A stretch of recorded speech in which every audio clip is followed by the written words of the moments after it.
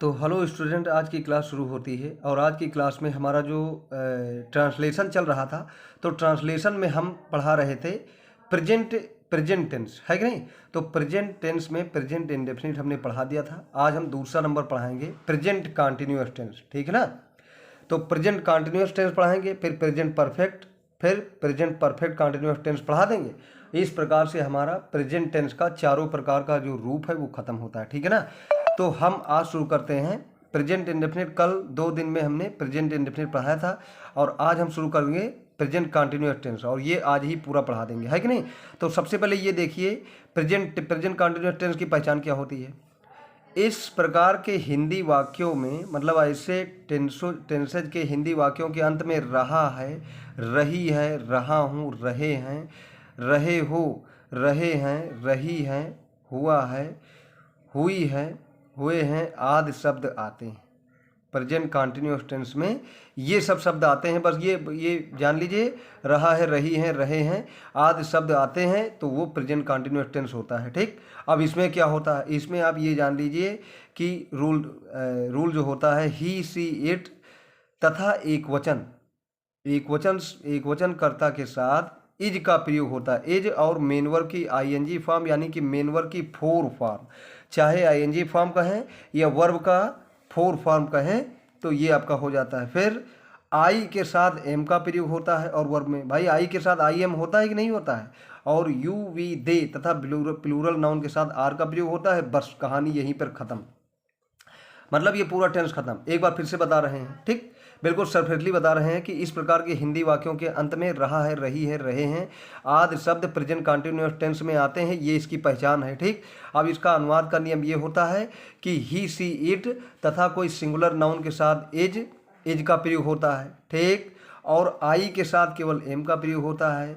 You, we, दे के साथ are का प्रयोग होता है, और आईएनजी का प्रयोग तो इस टेंस में होता ही है, ठीक। अब हम देख लेते हैं यहाँ पर रूल, ठीक। देखो, जैसे हमने बताया है प्रेजेंट कंटिन्यूअस टेंस, तो प्रेजेंट कंटिन्यूअस टेंस में अफर्मेटिव जो है वो सब्जेक्ट है। सब्जेक्ट के बाद इज, एम, आर में से कोई एक का प्रयोग होगा।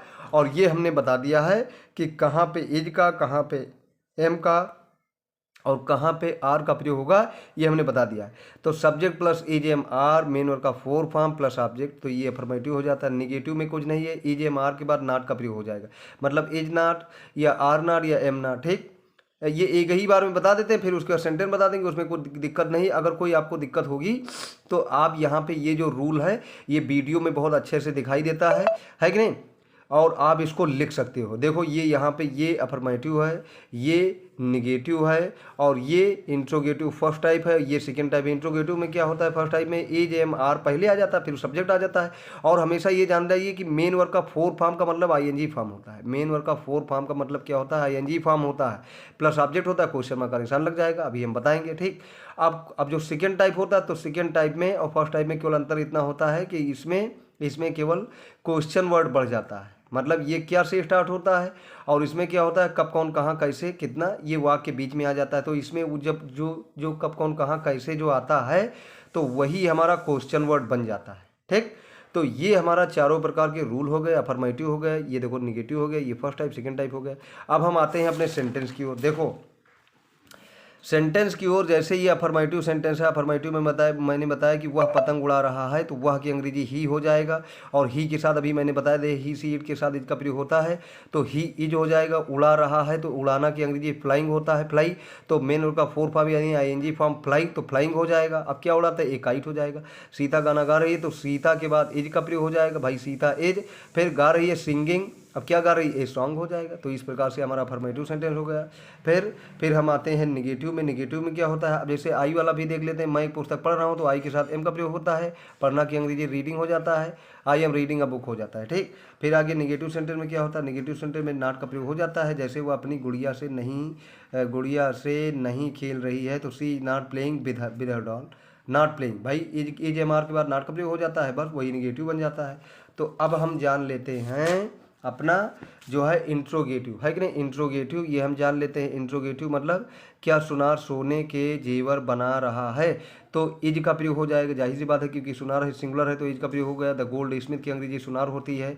अब बनाना की अंग्रेजी मेकिंग, अब क्या बनाना, सोने के जेवर, ऑर्नामेंट्स ऑफ गोल्ड, ऑर्नामेंट्स मतलब जेवर और सोने के आप गोल्ड हो जाएगा, ऑर्नामेंट्स ऑफ गोल्ड हो जाता है।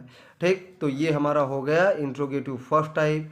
अब हम आते हैं interrogative second type. Second type में क्या होता है, जैसे यहाँ पर देखो, जैसे वह क्या कर रहा है, तो मैंने बताया कि क्वेश्चन वर्ड में जो ये क्या है कि नहीं, जो ये क्या है, जो क्वेश्चन वर्ड है इसका प्रयोग पहले हो जाएगा, तो इसका हो जाएगा what is he doing, what is he doing हो जाएगा।